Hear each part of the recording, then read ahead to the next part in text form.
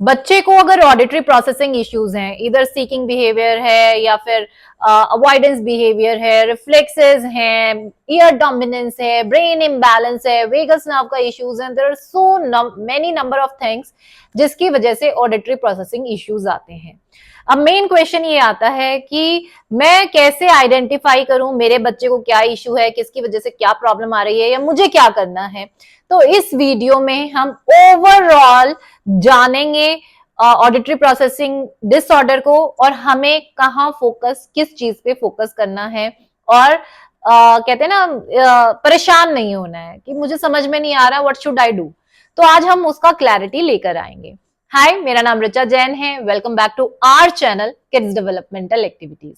I am a mother, this is my own research with my own experience with my son.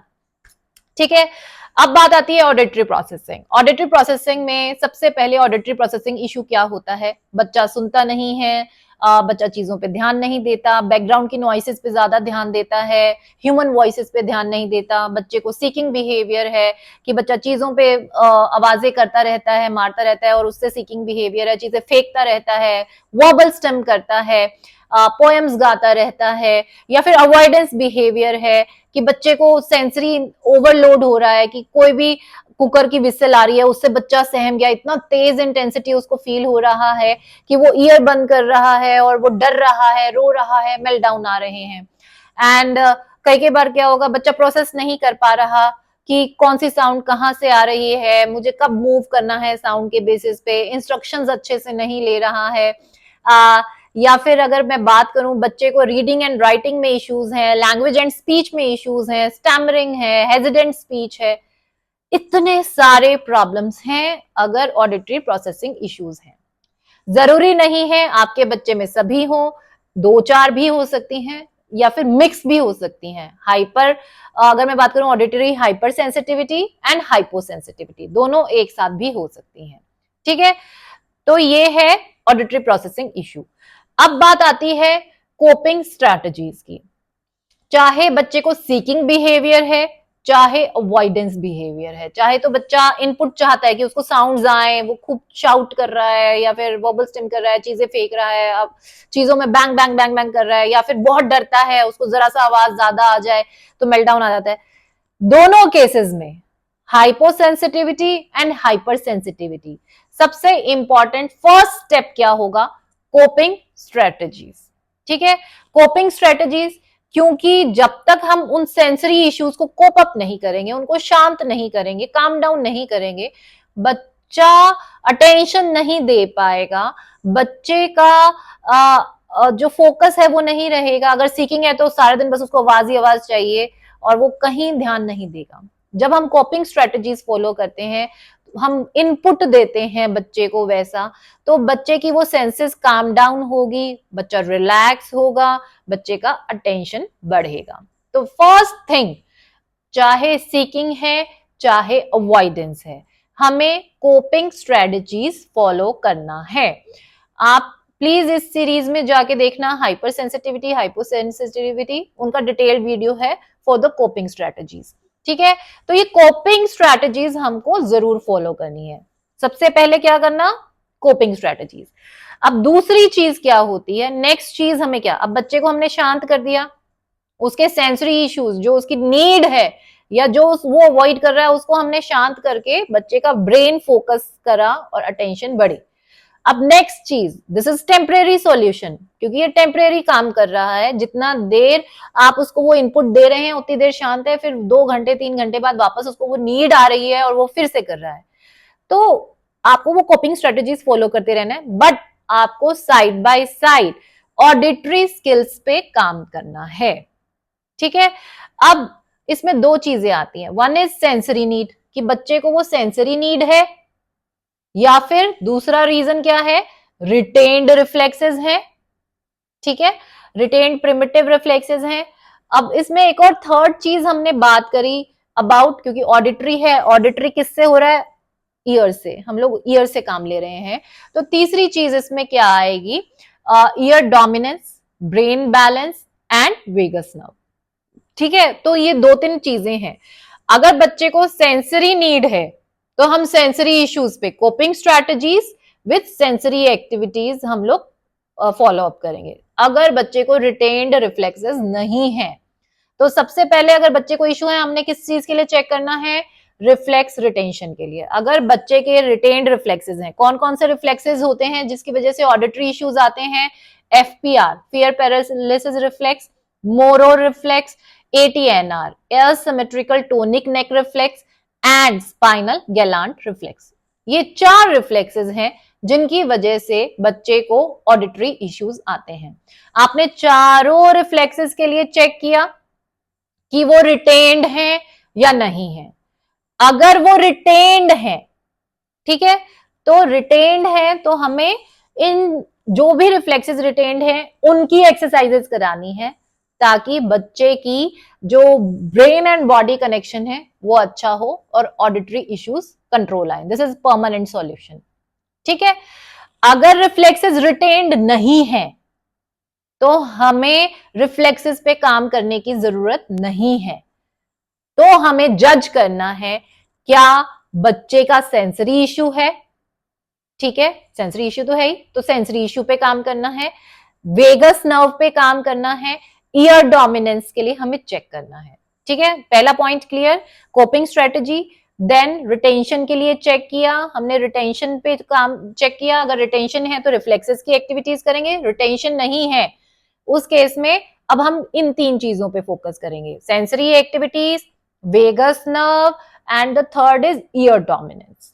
ठीक है, अब हमने जब भी ऑडिटरी प्रोसेसिंग इश्यूज होंगे बच्चे की ऑडिटरी स्किल्स पे जरूर काम करना है, चाहे वो रिफ्लेक्सेस हो या ना हो या फिर सेंसरी इश्यूज हो, मतलब सेंसरी इंटीग्रेशन पे करें, मतलब ऑडिटरी स्किल्स को कैसे इंप्रूव करना है। अब ऑडिटरी स्किल्स में 4 मेन कंपोनेंट्स आते हैं कि किस डायरेक्शन से साउंड आ रही है, ठीक है, किस चीज की आ रही है, मॉन्की ने करा, हॉर्न की साउंड है कि बॉल की साउंड है, दैट इज आइडेंटिफिकेशन।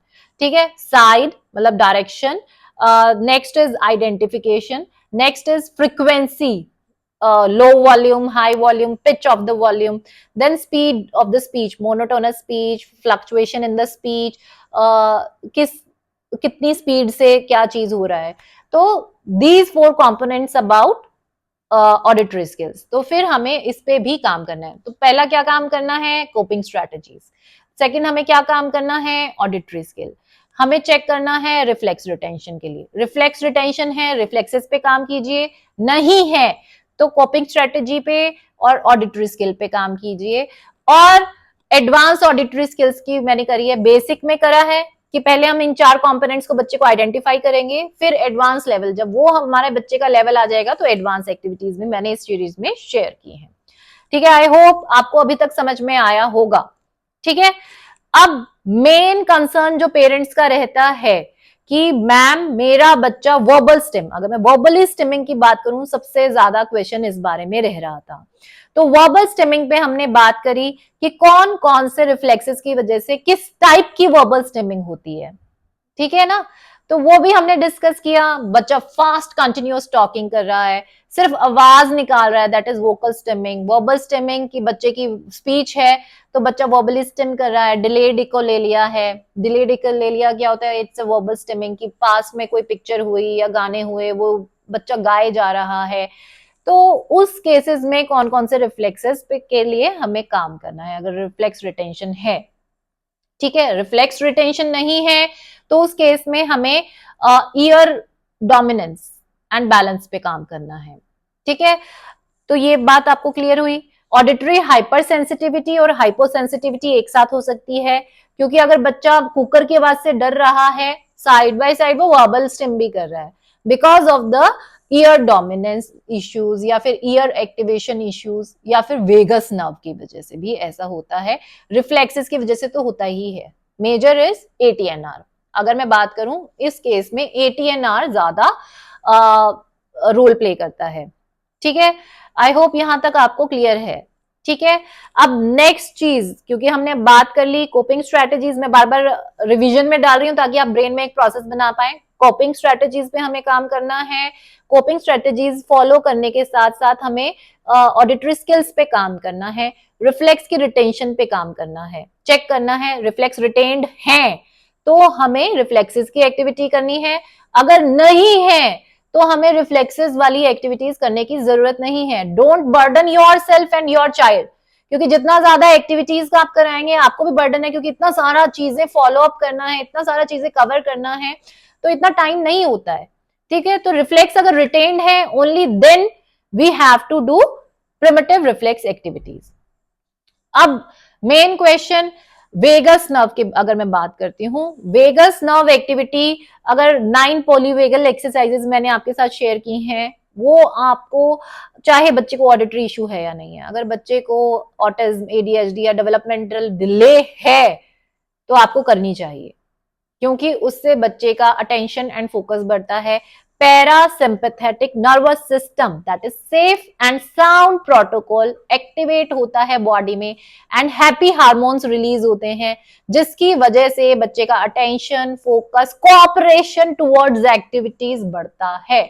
तो वेगस नर्व एक्टिविटीज तो वैसे भी हमें फॉलो करनी चाहिए, लेकिन अगर बच्चा बैकग्राउंड नॉइसेस पे फोकस करता है, ह्यूमन वॉइसेस पे फोकस नहीं करता, ऑडिटरी हाइपरसेंसिटिविटी या हाइपोसेंसिटिविटी है, then there is some issue with middle ear. Middle ear is connected with vagus nerve, तो वेगस नर्व उसमें ऑडिटरी इश्यूज में हेल्प आउट करेगी, तो वेगस नर्व तो वैसे भी हमें करना है।